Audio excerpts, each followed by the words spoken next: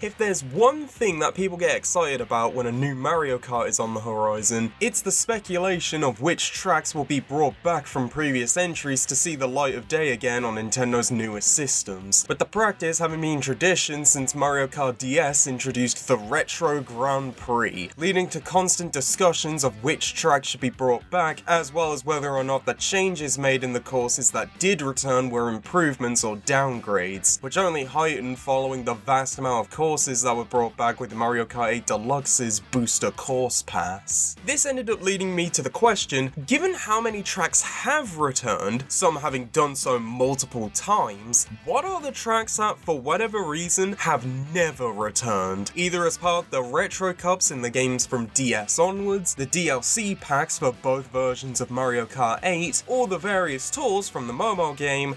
Mario Kart Tour. Well, after checking through each entry, I found there to be 22 courses that fit this criteria. Kind of. I'll explain when we get there. But for the time being, why don't you take a ride with me as we go through the forgotten Mario Kart tracks.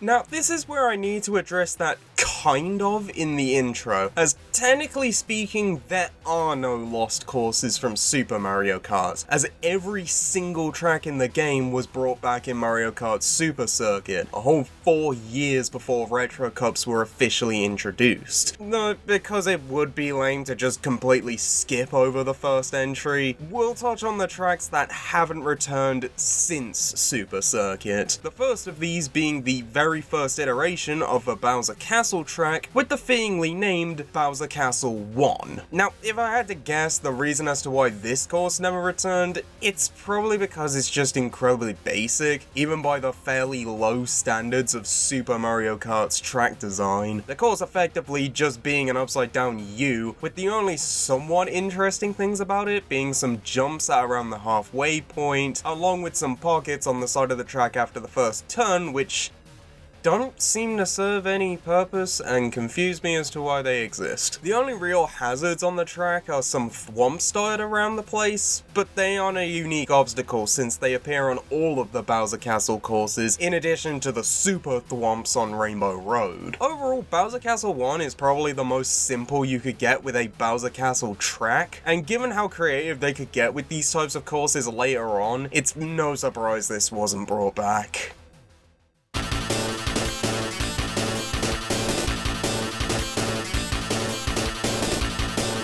Okay, I was not expecting to be returning to the lava pit so quickly, but it turns out that out of the 8 track themes present in Super Mario Kart, Bowser Castle is the only one to have multiple tracks not return, with Bowser Castle 3 currently being the only one to come back. Now, whilst I've explained that Bowser Castle 1 likely didn't return due to being too basic, Bowser Castle 2 suffers from the fact that it feels like it was made in a track editor, as it has a random square area, a dead end that doesn't really serve any purpose, 2 roundabouts where some of the turns are too sharp to realistically justify ever taking the routes that aren't the most straightforward, along with the top and bottom part filled with pointless jumps, as well as thwomps being dotted around the course. Overall, the track really suffers from a lack of cohesive design that's present in nearly every other track in the game, to the point where I'd argue that this is the worst designed course in not just Super Mario Kart, but probably the entire Mario Kart franchise, with its poor design likely being why it's never returned, and likely never will return.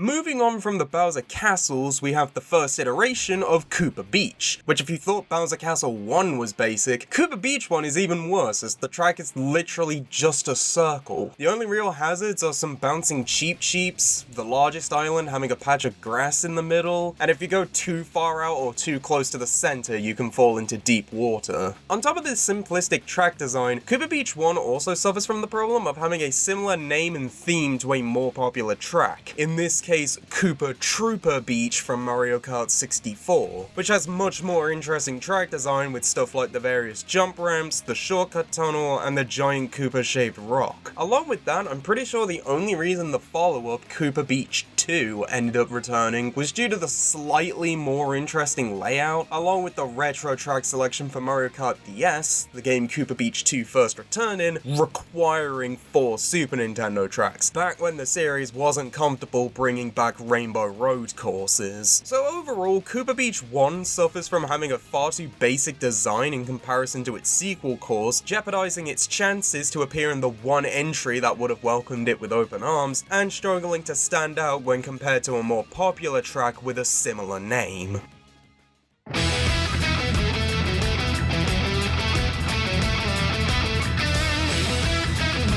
We've now arrived at the first track that I'm actually surprised hasn't returned yet, with the final version of Super Mario Kart's most basic course theme, Mario Circuit 4. Now, the reason I say that I'm surprised this one hasn't returned is because on top of Mario Circuit 1 and 2 being brought back in DS and 7 respectively, Mario Circuit 3 is currently tied with SNES Rainbow Road for the most recurring track in the series, appearing in Wii, Tour, and 8 Deluxe's Booster Course Pass, leading to the obvious question of why 4 has been completely ignored, especially since when compared to the tracks we talked about already, it's actually not that bad, consisting of loads of back-to-back turns which are all pretty satisfying to pull off, which, whilst that may not sound like much, easily makes it one of the better tracks in Super Mario Kart, given that game's overall simplistic design and much weaker controls when compared to later entries. If I had to guess why this one hasn't come back, maybe Nintendo were just more interested in bringing the other Mario circuits first, since 1 has the benefit of being the first Mario Kart track ever, 2 has the big jump about halfway through, and 3 has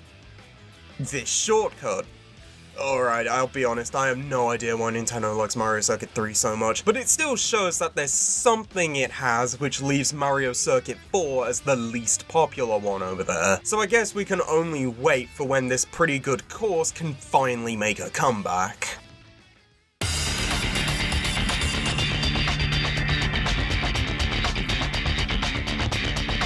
To end off the Super Mario Kart tracks, we have Ghost Valley 3, the last of the course type influenced by the Ghost House levels from Super Mario World, taking place on wooden platforms surrounded by booze, filled with sharp turns and holes in the ground that can lead you plummeting down a bottomless pit. Now, I think there's 2 factors as to why this track hasn't come back. The first of these being down to the track's aesthetics being outdated. What I mean by this is that originally all the haunted tracks would use this course's settings of a haunted boardwalk, with the Ghost Valley tracks in Super, Banshee Boardwalk in 64, as well as Boo Lake and Broken Pier from Super Circuit. However, a few months after Super Circuit was released, the world was graced with the existence of Luigi's Mansion, which has since become the main influence for any Ghost tracks going forward, whether that be directly with the Luigi's Mansion course in DS, or partially with Twisted Mansion in 8. Because of that, I think it ends up meaning that unless the course had something unique that could help it stand out, like the lake in Boo Lake, there's no real reason you'd want to bring these tracks back when it makes more sense from both a business and fan service point of view to either bring back or create a new Luigi's Mansion inspired course. The other factor, which specifically explains why this one didn't come back but Ghost Valley 1 and 2 did, is because it's the only one out of the 3 without a feather jump shortcut, which may not sound like much, but given how basic the course design of Super is compared to later entries, those small shortcuts can be an absolute game changer on whether a SNES course gets brought back or not, as they're what easily helps make a track stand out the most in people's mind. So Ghost Valley 3 just not having any only makes its situation worse. So with a mix of an outdated look and a lack of shortcuts, Ghost Valley 3 ends up being nothing more than a lost soul, doomed to spend the rest of its life in a forgotten purgatory.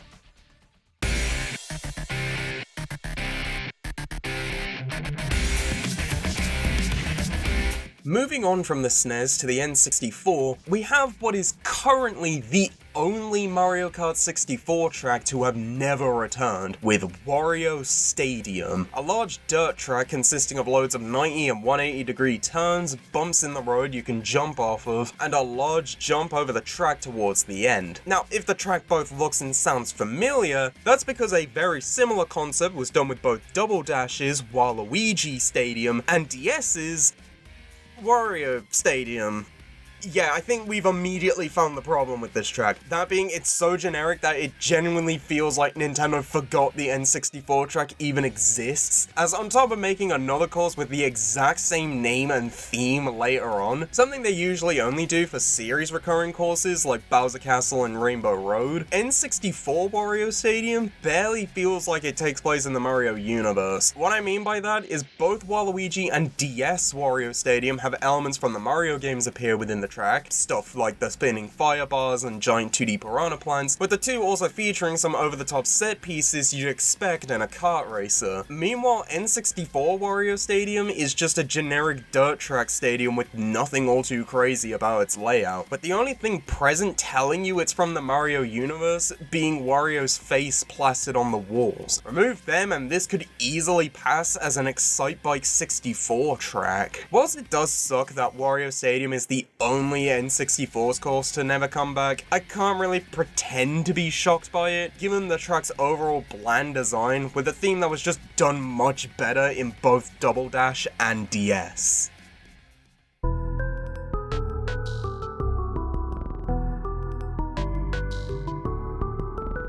Moving on to the first handheld entry, we have Mario Kart Super Circuit, the first track of interest being Broken Pier, which, if it looks familiar, that's because, as mentioned earlier, both this course and Boo Lake take heavy inspiration from the SNES Ghost Valley tracks. The main differences between the two GBA courses being that Broken Pier features boos as a stage hazard which will latch onto the vehicles and steal coins if they come into contact, along with the background being swapped out from a haunted house surrounded by dead trees to mountains with hollowed out scary faces. Now, we've already talked about how this general track aesthetic fell out of favour after the Luigi's Mansion games started existing, so really the question is less why Broken Pier wasn't brought back and more so why Boo Lake was instead, given that outside of the different background and layout, these two are effectively the same track, and to be completely honest, I think it's really just down to the name. Broken Pier struggles to stick out in a list due to the existence of 4 other tracks with a similar haunted boardwalk theme, with there similarly now being a few haunted mansion tracks. Meanwhile, as of right now, there are no other haunted lake courses, making Boo Lake stand out in a list, even if the developers of Super Circuit forgot to actually include the lake in question. So ultimately, I think Broken Pier has mainly gone not because it's necessarily bad, but because it has a bland look and name that makes it struggle to stand out compared to more interesting ghost courses.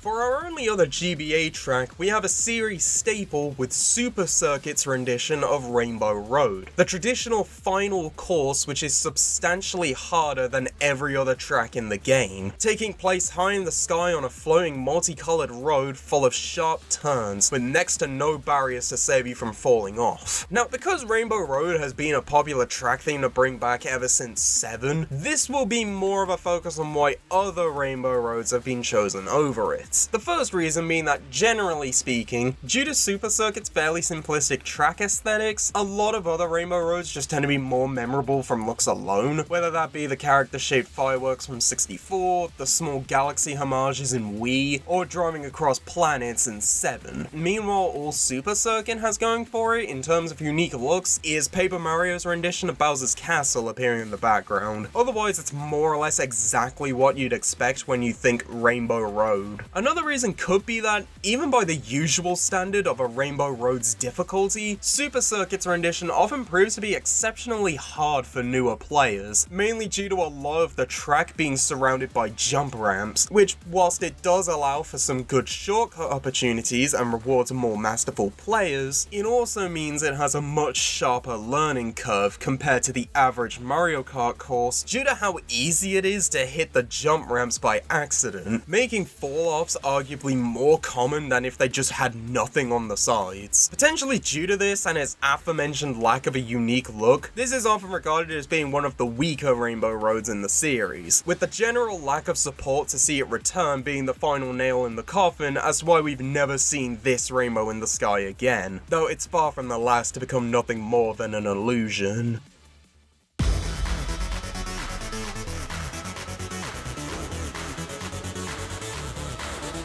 Moving over to the GameCube with Mario Kart Double Dash, we have Mushroom City, which sees you navigate the multiple pathways throughout the city, all the while avoiding oncoming traffic and head-on collisions with other racers at points when the different roads you can take meet. Now, to be honest, this is the first track where I struggle to actually come up with a reason why it hasn't come back, as it has a fairly unique theme and the multiple pathways around the track creates a very dynamic layout and way for races to play out. But the best I could come up with being Nintendo just felt it was too similar to other tracks that had a slightly bigger following, such as Toad's Turnpike from 64 or Wii's Moonview Highway. But even then, I think there's still enough differences in what they do with the theme of a nighttime highway that they still feel like completely different courses. If you have any better explanations for why Mushroom City hasn't come back, then feel free to let me know, but frankly I'm at a dead end and can only assume it hasn't come back for the simple reason that the dev team just haven't got around to it yet due to prioritizing other tracks.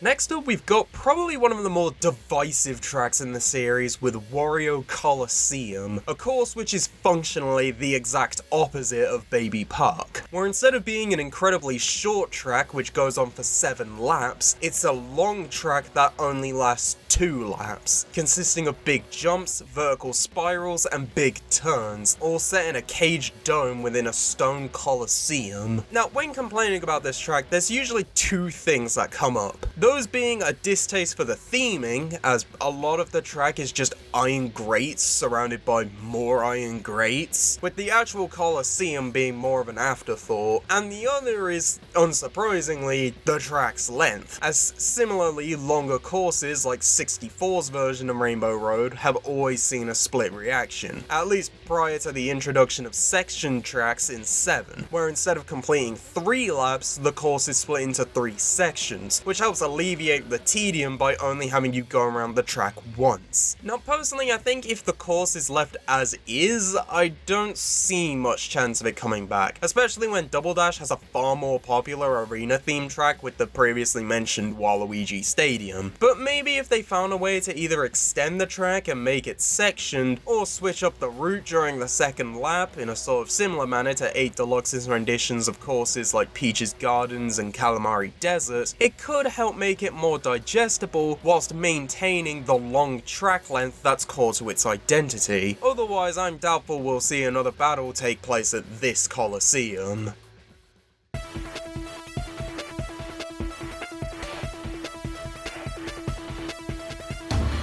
For our third stop at the Koopa King's place, we have Double Dash's rendition of Bowser's Castle, which features hallways filled with thwomps, iron grates over a lava pit leading to a vertical upward spiral, a spinning fire bar room, all ending off with a series of sharp turns leading to a fire-breathing Bowser statue. Now overall, this is actually a pretty decent course, and I think the fault with it isn't so much the track itself, but how certain circumstances likely stopped it from appearing in later entries. First, it probably wasn't brought back in DS, as due to that system's limitations, they mainly stuck with courses that were popular, but also didn't have much going on so they'd be easy to include. And given this is a track with a lot of hazards, including a giant fully modelled Bowser statue, it just completely missed the second criteria altogether, and whilst it does have its fans, it's nowhere near Baby Park or Yoshi's Circuit tier of popularity. Then to jump ahead a bit, 7 might have avoided it in favor of bringing back Bowser Castle 1 from Super Circuit, with Mario Kart not really being into bringing back multiple tracks of the same theme until 8's DLC. Finally, both Wii and 8 likely didn't, due to a lot of the elements from Double Dash's Bowser Castle getting redone in Wii and 8, such as the firebar hazards, hallways with thwomps, and most notably the giant Bowser statues which attack racers. Now, these 3 tracks do still have enough differences between them to still call them unique, but it is hard to argue why a retro course should be brought back when a lot of its ideas have already been reimagined as part of a new course. Overall, GCN Bowser Castle is fine, just an unfortunate victim of circumstances preventing it from making a true comeback.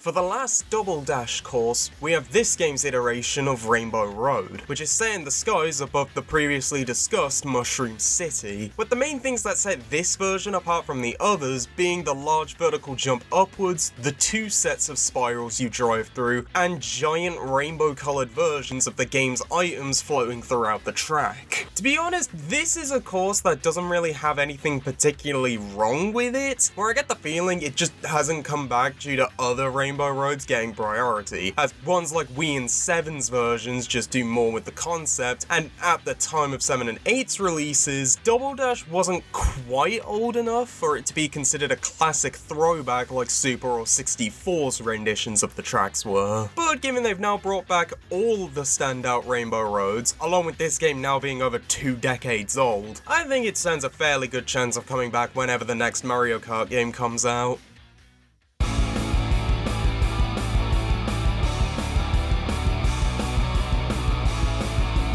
Moving back over to handhelds, we have the opening track of Mario Kart DS with Figure 8 Circuit, which, sure is a circuit in the shape of an 8.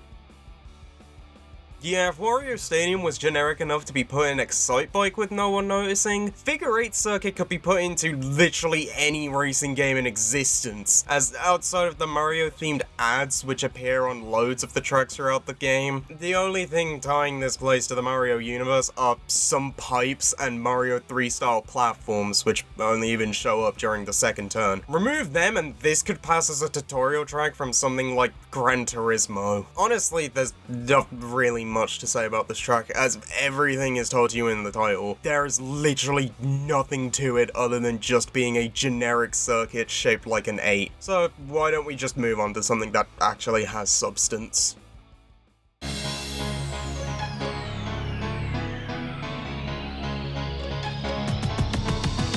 Returning to a familiar face, we have DS's version of Bowser Castle, the course having you race through the entry, climb up to a roundabout filled with burners, before circling up a tower, driving across a spinning cylinder, with it all ending off with a big jump towards some moving platforms and iron grates over lava. Overall, I think the main sticking point against DS Bowser Castle isn't so much the track layout and hazards, and more so just a general lack of spectacle. More specifically, it doesn't really have any standout aesthetics or visuals when compared to other Bowser Castle tracks, or even some of the more popular DS courses like Waluigi Pinball or Airship Fortress. The only super memorable set piece being the drive across the top of a spinning cylinder. However, I think if they just tweak the visuals slightly so there's a bit more to look at, or maybe do something more with the few times the track offers alternative routes, this could be a very solid pick for a retro Bowser Castle course in a future installment, provided they don't just do the usual pattern of bringing back one of the GBA Bowser Castles. For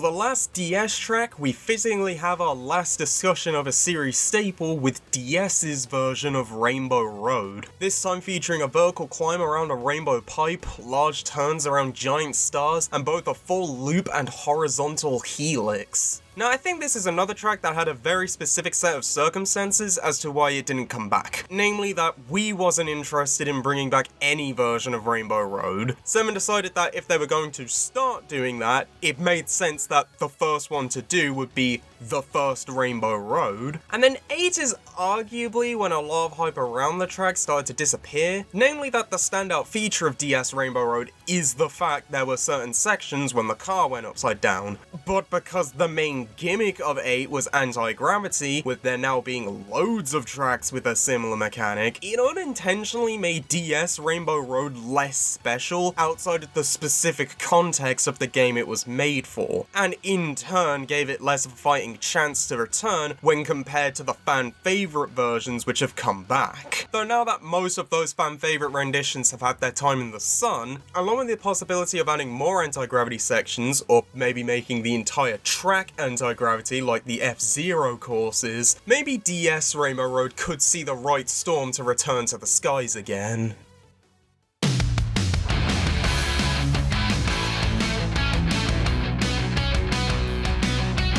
Next up, we have our first look at the last home console entry we'll be looking at today, with Mario Kart Wii's opening track, Luigi Circuit, which is pretty much just a fairly simple racetrack covered with a bunch of Luigi signs, a giant Luigi statue, and a Luigi hat on top of the stands. If you couldn't tell from the description, this track is another that suffers from Wario Stadium syndrome, in the sense that if you remove the character's face being plastered all over the course, it quickly becomes a super generic racetrack you could easily slap into any other racing game. Admittedly, it's not as bad as Figure 8 Circuit, as Luigi Circuit does at least have an off-road ramp and a bunch of boost panels on the final turn. Though, frankly, being less generic than Figure 8 Circuit isn't exactly a high bar. On top of that, the other Luigi circuits that have appeared throughout the series are just way more interesting, with Luigi Raceway in 64 having the hot air balloon and tunnel, Super Circuit's version having the stormy weather and Luigi Blimp, and Double Dashes having racers speed past each other with no barrier in the middle section of the track. All of this not even mentioning the courses that take inspiration from the Luigi's Mansion games. So overall, this track is the unfortunate mix of both being incredibly generic and the least interesting course to be based on the man in green, leaving it in a position where the only reason I can see it being brought back is just general Mario Kart Wii nostalgia, thanks to it being the game's first course, which isn't even that strong since it's far from a fan favourite track for that game.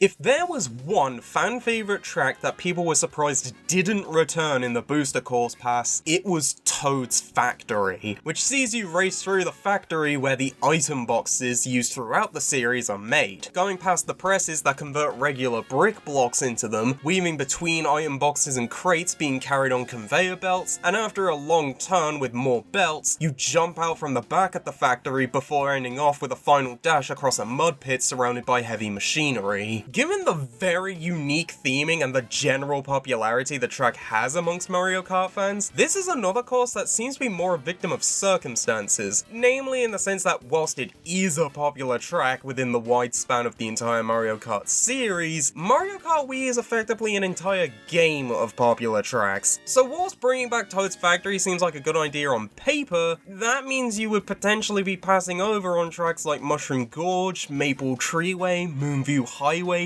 Koopa Cape, and the all-time classic of Coconut Mall. Not to mention the wide range of super popular tracks from other Mario Kart games on top of that. So whilst Toad Factory is certainly not a bad course, it's unfortunately cursed with being a high B, low A tier track in a game full of high A to S tier ones. Though, to jump ahead a bit, I will say that out of the Wii tracks left, this one does have the best chances to come back, thanks to the aforementioned unique theming, along with it only really competing with 8's Toad Harbor for a returning Toad-centric course, with the more unique nature being something I can't really say about the other Wii tracks.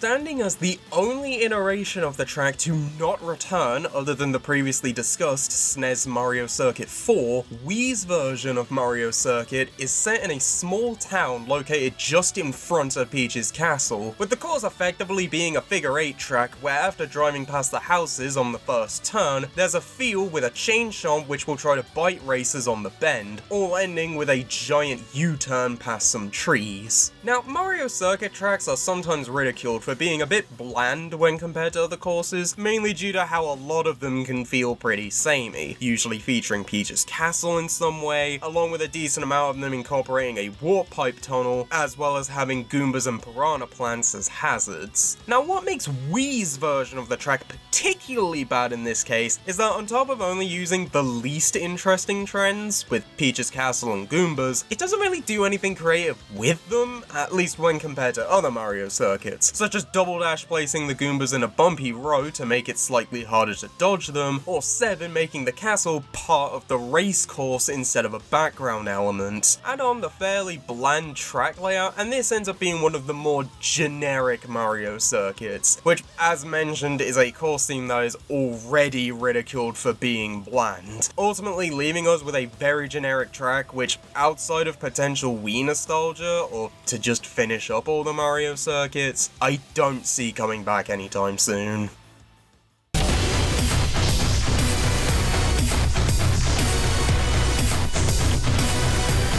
To end off the console Mario Karts, we have our final version of the Koopa King's home with Wii's iteration of Bowser's Castle, which features a distorted entrance, a series of hallways and sharp turns filled with thwomps, a giant fire-breathing Bowser statue, and various spinning fire bars and lava geysers. Now, as mentioned earlier, a lot of the elements on this track are partially revised versions of elements from Double Dash's Bowser Castle, with some of them then being further revised for 8's rendition of the track. So it's already arguable if it had a chance of returning in 8 without feeling too samey, and then given 7's selection of retro courses were mainly interested in bringing back what are considered to be some of the most beloved courses from the series, Wii's Bowser Castle faced the same problem as the previously mentioned Toad's Factory, where it couldn't compete with the titans of Coconut Mall and Maple Treeway. So whilst it might have had factors that prevented it from coming back in 7 and 8, assuming a future Mario Kart 9,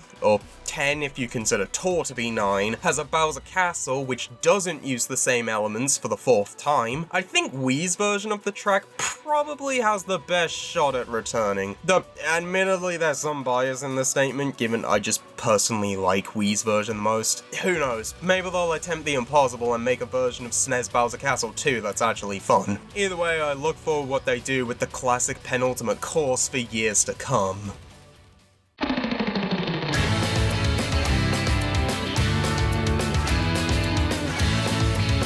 Moving on to our last entry on a Nintendo system, we have Wuhu Loop, or Wuhu Island Loop in Power Regions from Mario Kart 7. This being a section track which has you travel across almost all of Wuhu Island, the central location of various Mii-centric games in a giant circle, with this being the first Mario Kart track set outside of the Mario universe, not counting the Pac-Man themed courses from the Namco-developed Mario Kart Arcade GP 1 and 2. Like some of the other tracks we've talked about, this feels like a course which had a lot of very specific reasons as to why it didn't come back. To start off, it likely didn't come back in the original release of Mario Kart 8, as whilst not a hated track or anything, it's not usually considered to be one of the best tracks in the game, causing it to miss 8's retro selection, in favour of ones that were instant fan favourites with DK Jungle, Piranha Plant Slide, or Piranha Plant Pipeway in Power Regions, and Music Park, or Melody Motorway. On top of that, since Nintendo have admitted that the main purpose of their mobile games is to advertise the games on current Nintendo systems, it's arguable that Tour didn't bring it back due to either wanting to only focus on courses that are set in the Mario universe, or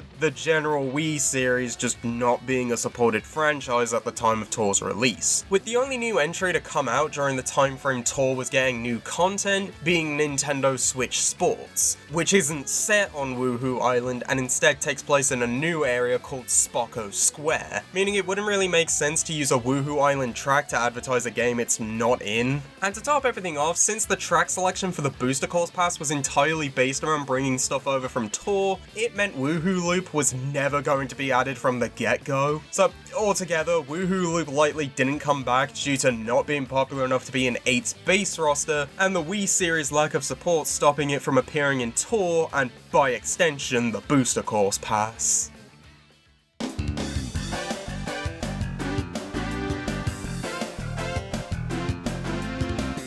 Yeah, turns out that the only courses from 7 that didn't get brought over to 8 and Tour were the 2 tracks set on Wuhu Island, the other one being Maka Wuhu, or Wuhu Mountain Loop in Power Regions, which, like Wuhu Loop, is also a sectioned course, but this time around, in addition to the track being set in the evening instead of the day, you start on the beach and follow the mountain trail that goes around the volcano. Both the course and the island itself are named after Maka Wuhu, with the track ending via a giant gliding section back down to the beach. Now, I think it's fair to say that Maka Wuhu wasn't brought back for more or less the exact same reasons as Wuhu Loop, so I don't think I need to delve too much into it, though I will take the opportunity to talk about something I didn't get the chance to previously. Due to these two being the only 7 tracks to not return, it can lead to the easy conclusion that they will probably never return due to the Wii series in general just not being super relevant anymore. However, whilst I think that could be a reason it wasn't put in Tour, a mobile game made specifically to advertise new releases, I don't think it will stop it from appearing in future entries, as whilst neither of these courses did return, the Wuhu Island themed battle mode map,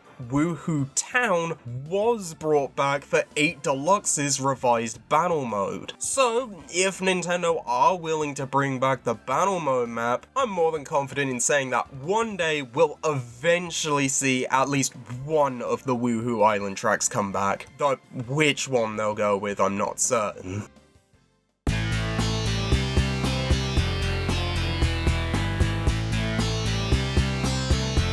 Now, I know Tour is the most recent game in the series, so there really hasn't been a game its courses could return to necessarily, but I figured it'd be worth discussing the only new track for the game which isn't included as part of the Booster Course Pass, that being Piranha Plant Pipeline, which sees you drive through several caves via a series of giant warp pipes, which seems to have been loosely based on either a scrapped or test course from Mario Kart DS that was left over in the files for the final game. Personally, I think there's 2 potential reasons this was singled out as the only Tour track to not be brought over to 8 Deluxe. The first is that the course itself was added on the 12th of July 2023, the exact same day the 5th wave of the Booster Course Pass released, meaning it might have been a case of that by the time Piranha Plant Pipeline released, it was too late to include it as part of the track list for Wave 6, which had already been decided on. Sort of like how Smash Ultimate wasn't able to include an ARMS or Xenoblade 2 rep until the second Fighter Pass due to their games not being announced until after the roster for the base game and the first Fighter Pass had already been finalized. The other reason is that the name of the track could have potentially caused some confusion, as on top of being very similar to Piranha Plant Cove, another Tour track which was included in Wave 6 of the Booster Course Pass, it's also fairly close to the Mario Kart 7 track Piranha Plant Slide, which was included in the base version of 8 as part of the Lightning Cup, with the mix-ups of track names being made even worse in Power Regions, where the 7 track is instead called Piranha Plant Pipeway, reducing the differences in course names from 1 word to 1 syllable. So all in all, Piranha Plant Pipeline missed the cut for the Booster Course Pass due to releasing way too late and having a name that was too similar to other tracks from both the game it originated from and the game it could have been ported over to.